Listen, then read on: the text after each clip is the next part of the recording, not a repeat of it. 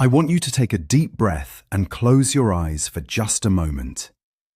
Try to remember the exact smell of Greek coffee slowly rising in a small copper bricky on your grandmother's stove. Recall the rhythmic clicking sound of amber worry beads, the komboloi, slipping through your grandfather's fingers on a lazy Sunday afternoon. Do you feel that warmth? That is the feeling of a time we all left behind. Today, we are going to take a journey back to the Greece of the 1960s, 70s and 80s. We will revisit 20 perfectly normal, everyday things we all did back then. Things that were simply a part of our daily lives, our culture and our freedom. Yet, if you try to do any of these things today, you would be fined, stopped by the authorities, or told that it is absolutely illegal. By the end of our journey, we will remember a very specific neighborhood ritual that might just bring a tear to your eye, because it reminds us of how much we used to trust one another. Back in those golden decades, time seemed to flow entirely differently. The days felt longer, the summers felt endless, and there was absolutely no rush. We did not have smartphones constantly buzzing in our pockets, nor did we have instant access to the entire world's information. But we had something far more valuable. We had patience and we had each other. The art of waiting was a natural part of life. You waited for a letter, you waited for your favorite song to play on the radio, and you waited on the front porch for your neighbors to walk by so you could share the news of the day. Modern society often tries to tell us that living without advanced technology meant we were deprived or emotionally poorer. But those of us who lived through it know the exact opposite is true. Our lives were infinitely richer in sincerity, in face-to-face conversations, and in the kind of raw, unfiltered human connection that simply cannot exist through a screen. We were rich in freedom, living in a society governed more by unwritten community rules than by strict legal codes. Let us begin by remembering the sheer joy of riding in the back of an open pickup truck, the classic agrotiko. If you grew up in a Greek village or spent your summers in the provinces, you definitely remember this. The whole family, along with cousins and friends, would jump into the back of a dusty Datsun or Toyota. There were no seats, no seat belts, and absolutely no safety features. You would sit right on the metal bed, feeling the blazing summer sun on your shoulders and the wind wildly blowing through your hair. The air always smelled of dry earth, pine needles, and the salty Aegean Sea as you bounced along the unpaved dirt roads, heading to a hidden beach or the olive groves. It was the ultimate feeling of childhood freedom, laughing every time the truck hit a bump. We felt invincible. Today, this beautiful, chaotic way of travelling is considered a severe traffic violation. If the police saw a family riding in the back of an agrotiko now, they would immediately pull the driver over, issue massive fines, and perhaps even confiscate the vehicle for child endangerment. But back then, it was simply how we got around.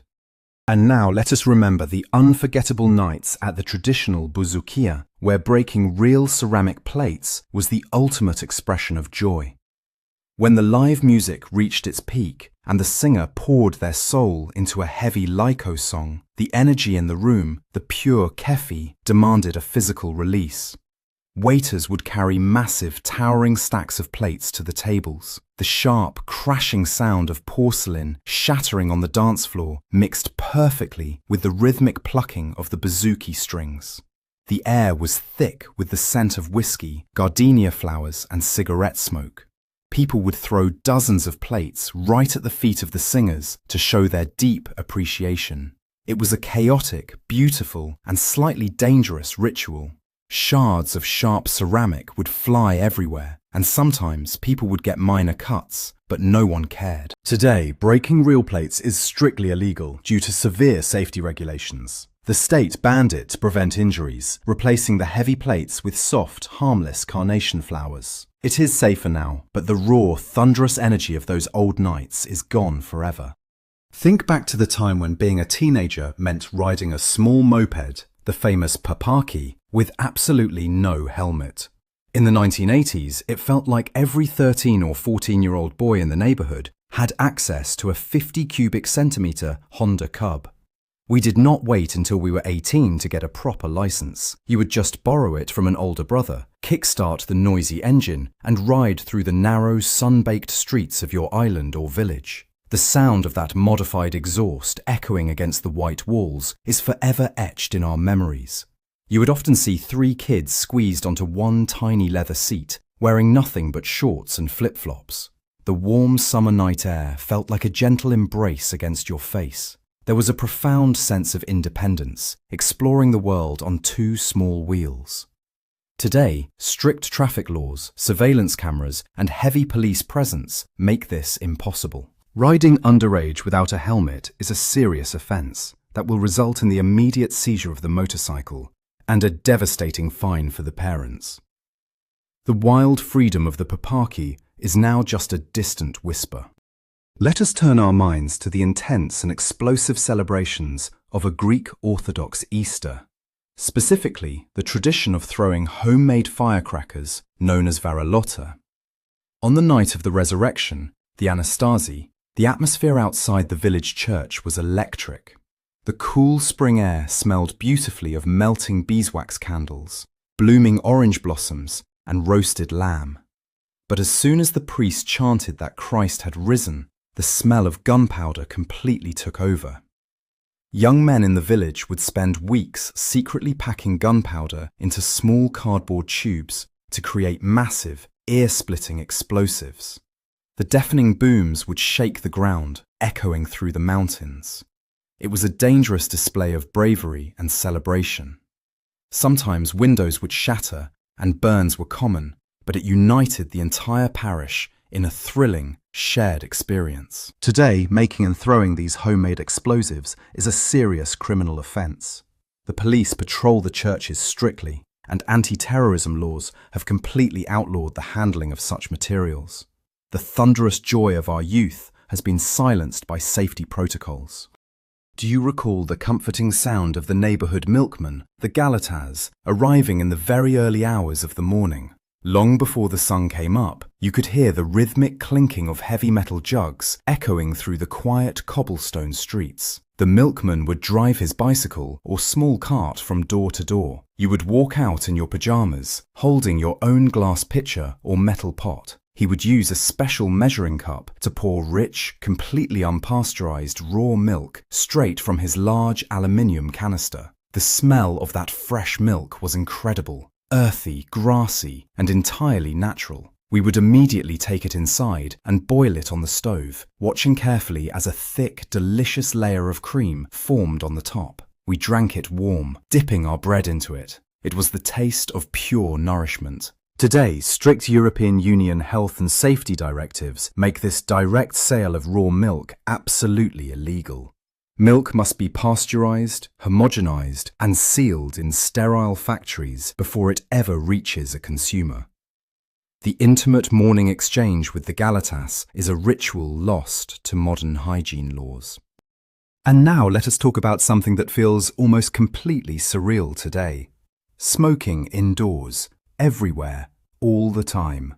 In the 1970s and 80s, taking a long-distance KTEL bus across Greece was an unforgettable sensory experience. You would board the bus, and within 20 minutes the entire cabin would be filled with a thick blue haze of cigarette smoke. The distinct, strong smell of cheap, unfiltered Greek tobacco, like Assos or Karelia, hung heavy in the air. Even the bus driver would be smoking casually, holding a cigarette in one hand while maneuvering the enormous steering wheel around dangerous mounting curves with the other. But it was not just buses. People smoked in the waiting rooms of hospitals, inside banks, and even doctors would have an ashtray on their desk while examining you. It was a shared, socially acceptable habit that connected strangers in conversation. Today, doing this would not just get you heavily fined, it would likely get you arrested. Smoking in closed public spaces, especially hospitals and public transport, is heavily policed and universally banned, making our hazy memories seem like scenes from a fictional movie. Think back to the chaotic but deeply communal tradition of building illegal house extensions overnight. the famous afterreta. In decades past, working-class families migrating to the cities needed space, but building permits were expensive and slow, so a completely illegal unwritten rule emerged. If you could build a roof over a new room before the urban planning police arrived the next morning, they legally could not tear it down right away. So whole neighborhoods would secretly gather in the dead of night. Under the pale moonlight, you could hear the frantic, hushed whispers of men mixing wet concrete. The heavy, damp smell of cement and freshly dug earth filled the night air. Women would pass bricks, and everyone worked in perfect, desperate unison. By sunrise, a new room existed. It was a stressful but incredibly uniting act of survival and solidarity among friends. Today, aerial drones, satellite imagery, and incredibly strict zoning laws make overnight construction impossible. The authorities would instantly bulldoze the structure and impose crushing legal penalties. The era of building your own home by moonlight is completely gone. Let us remember the absolute magic of free camping anywhere on the pristine Greek coastline. During the summers of the 1970s, you did not need a reservation, a permit, or money to enjoy the most beautiful beaches in the world. You would simply pack a canvas tent, a few blankets, and drive until you found a stunning, untouched cove in Crete, the Peloponnese, or the Cyclades. You pitched your tent right on the golden sand, mere feet away from the crashing blue waves. The nights were spent under a blanket of brilliant stars, sitting around a crackling campfire. The air smelled of burning driftwood, roasted fish caught just hours before, and wild sea fennel. Someone would always bring a guitar, and you would sing old Lyco songs until the sun came up. There were no fences, no security guards, and no fees. The beach belonged to everyone. Today, free camping is strictly prohibited by law in almost all of Greece. If you pitch a tent outside a designated commercial campsite, the Coast Guard, or local police, will wake you up, issue a massive fine, and force you to leave. The pure, wild connection to the Greek land has been heavily regulated. Do you remember buying rich homemade siporo or raki in reused plastic water bottles? In every neighborhood or village, there was always someone who had a small still in their garage or basement. When autumn arrived, the air would fill with the sharp, fermented smell of grape skins being boiled down. You would walk over to your neighbor's house and they would fill an old, crinkled plastic bottle with crystal clear, incredibly potent alcohol. There were no colourful paper labels, no government tax stamps, and absolutely no laboratory health testing. Just pure, fiery tradition passed down through generations. You would sit in the yard, clink small glasses, and share a plate of feta cheese and olives. It was an economy built on trust and friendship. Today, the state has cracked down heavily on this practice. Producing and selling unbranded, untaxed alcohol without strict licensing and sanitary inspections is illegal. The government requires sealed bottles, batch numbers, and heavy taxation. The simple joy of buying a plastic bottle of pure joy from your neighbor is now a regulated industry. And now, let us recall a memory that truly highlights how differently we viewed childhood responsibilities. Walking to the local kiosk, the periptero, to buy alcohol and cigarettes for our fathers. You might have been only 9 or 10 years old, sent out into the warm evening air with a handful of heavy drachma coins jingling in your pocket. You would approach the small, brightly lit wooden kiosk. The owner, who knew your parents, your grandparents, and your entire family history, would smile at you. You would hand over the coins and confidently ask for a large, heavy glass bottle of fix beer and a pack of strong cigarettes. You would carry them back home, the cold condensation from the glass bottle dampening your hands. No one asked for an identification card. No one considered it dangerous or inappropriate. It was simply an errand. Today, child protection laws and strict age restrictions make this entirely illegal. A kiosk owner selling alcohol or tobacco to a 10-year-old child today would face immediate arrest, losing their business license forever. What was once a chore is now considered a serious crime. Think back to the iconic sight of fresh octopuses hanging to dry in the open air, right next to the dusty village roads. Every traditional seaside taverna had a long piece of wire or rope strung up between two wooden posts. There, the day's fresh catch of octopus would hang completely exposed to the blazing Mediterranean sun. The smell was unforgettable, a potent mix of intense sea salt, iodine, and the dry dust kicked up by passing cars.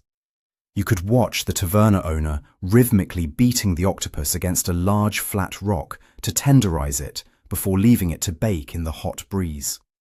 Flies might buzz around, and the exhaust of a passing moped might wash over it, but nobody cared. It was the ultimate guarantee that the seafood was fresh and caught locally. Today, health inspectors and strict food safety regulations have banned this beautiful rustic display. Seafood must be kept refrigerated behind sterile glass counters at specific temperatures. Exposing raw seafood to the open air and road dust would result in the immediate closure of the restaurant. The romantic image of the drying octopus is fading away. Let us travel back to the streets of our youth and remember the astonishing balancing act of transporting an entire family on a single Vespa scooter. In the 1960s and 70s, a car was an expensive luxury that many working families simply could not afford. So the trusty two-stroke Italian scooter became the family minivan. The father would drive, sitting close to the front. A small toddler would stand on the floorboard, tightly gripping the handlebars between the father's knees. The mother would sit side saddle on the back, holding a newborn baby in one arm and perhaps a large heavy watermelon or a bag of groceries in the other. The buzzing sound of that small engine working overtime filled the neighborhood. You could feel the warmth of your family pressed tightly against your back. It was dangerous, yes, but it was necessary, and it was done with immense love. Today, traffic cameras, rigorous child safety laws, and mandatory car seat regulations would end this journey in seconds.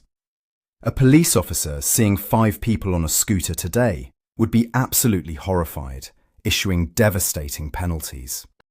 Do you recall the intense communal winter ritual of the Quirosfagia, the backyard pig slaughter? Just a few weeks before Christmas, the crisp, freezing winter air in the village would be pierced by the loud squeals of the family pig. This was not an act of cruelty, it was a sacred, necessary ritual for a family's winter survival. The men would gather in the front yard at dawn. They would light massive wood fires in the open air to boil huge cauldrons of water. The smell of wood smoke mixed with the metallic scent of the work. Neighbours would come over to help, turning the event into a loud, cooperative festival. Women would immediately start cleaning the intestines by the outdoor tap to make homemade sausages, and absolutely no part of the animal was ever wasted. It brought the whole community together in a shared effort of sustenance. Today, European Union sanitary laws and animal welfare regulations strictly prohibit slaughtering large animals in your backyard. Meat must be processed in certified, sterile slaughterhouses by licensed professionals. The loud, smoky, communal winter gathering of the Quirosfagia is now illegal. And now let us remember the spectacular, smoky days following the olive harvest in late autumn. After weeks of hitting the olive trees and gathering the precious fruit, the fields would be littered with broken branches and dry leaves. To clear the land, farmers would pile everything into massive mounds right in the middle of their property and simply set it on fire. You did not need a permit, you just struck a match. The valleys would fill with a thick, beautiful white smoke that lingered for days. The crisp winter air smelled deeply of burning, oily olive wood and damp earth. You would stand near the flames, warming your freezing hands, feeling a deep sense of satisfaction that the year's hardest work was finally done. It was entirely unregulated.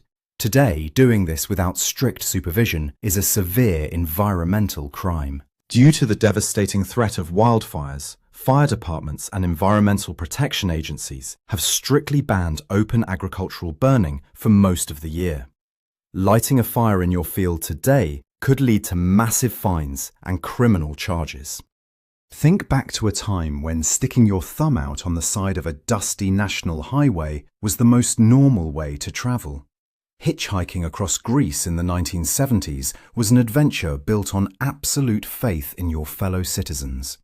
Young students, soldiers on leave, and even elderly women carrying baskets of eggs would stand by the road. You would hear the roar of a large, heavy truck approaching, and the driver would pull over without hesitation. You would climb into the high cabin, which always smelled intensely of diesel fuel, dusty upholstery, and strong coffee. Strangers would share their life stories, their struggles, and often they would break a piece of crusty bread or share some feta cheese with you while driving. There was no fear, only an unspoken brotherhood of the road. Today, hitchhiking is almost entirely extinct. Insurance laws explicitly forbid commercial drivers from taking unauthorized passengers, and modern society has taught us to deeply fear strangers. The beautiful, trusting vulnerability of jumping into a passing car is now considered incredibly reckless. Let us recall the chaotic romance of taking an old ferry boat to the Cyclades Islands in the middle of August. Ships like the legendary Express Samina or the old Panagiotinu were the lifelines of the Aegean. Back then, there was no concept of strict passenger limits. The shipping companies would sell double, sometimes triple the allowed number of tickets. The moment you boarded, the deep, vibrating horn would sound. Every single inch of the ship was covered with people. You would spread a newspaper or a thin towel directly on the hard, vibrating metal deck and try to sleep. The air smelled strongly of thick black diesel smoke, salty sea spray, and the cheese pies everyone brought from home. You had to step carefully over dozens of sleeping strangers just to reach the railing. It was wildly uncomfortable, yet deeply adventurous. Today, electronic ticketing and strict maritime safety laws rigorously enforce passenger capacities. Overcrowding a ship is a massive legal violation that can strip a captain of his license. The wild, shoulder-to-shoulder journeys across the Aegean are a thing of the past. Do you remember the incredible aroma of open-air street food sold from simple wooden carts? Walking through the bustling squares of Athens or Thessaloniki, you would encounter vendors selling hot, syrup-soaked loukoumades, crunchy sesame pastili, or fresh koulouri bread. These wooden pushcarts had no protective glass shields, no refrigeration, and no sanitary barriers. The sweet, warm smell of toasted sesame and melting honey completely overpowered the smell of city exhaust fumes. The vendor handled the money and the food with his bare hands. The treats were fully exposed to the open air, the dust, and the flies. Yet we ate them happily, licking the sticky, sweet syrup off our fingers without a single worry in the world. It was authentic street food. Today, strict health department codes make this completely illegal. Vendors are required to have sealed glass displays, wear sanitary gloves, provide packaged goods, and hold specific health permits. The raw, unfiltered joy of buying an exposed sweet from a wooden cart has been sanitized away. And now, let us touch upon a memory from our school days that is truly unimaginable for today's youth: the harsh reality of physical discipline in the classroom. In the 1960s and 70s, the teacher possessed absolute, unquestionable authority. If a student misbehaved, talked out of turn, or failed to do their homework, the punishment was swift and physical. You remember the sharp, stinging crack of the teacher's heavy wooden ruler hitting an open palm. The classroom always smelled of dry chalk dust, old wooden desks, and a lingering sense of fear. What is most surprising today is that if you went home crying and told your parents you got hit by the teacher, your father would likely give you another smack for being disrespectful. The community fully supported the teacher's heavy hand. Today, this is a serious criminal offence. Corporal punishment is strictly illegal, and any teacher who raised a hand to a student today would face immediate termination, prison time, and a massive scandal. Discipline has fundamentally changed. Think back to the beautiful, earthy ritual of foraging for wild greens, the beloved horta, wherever you pleased.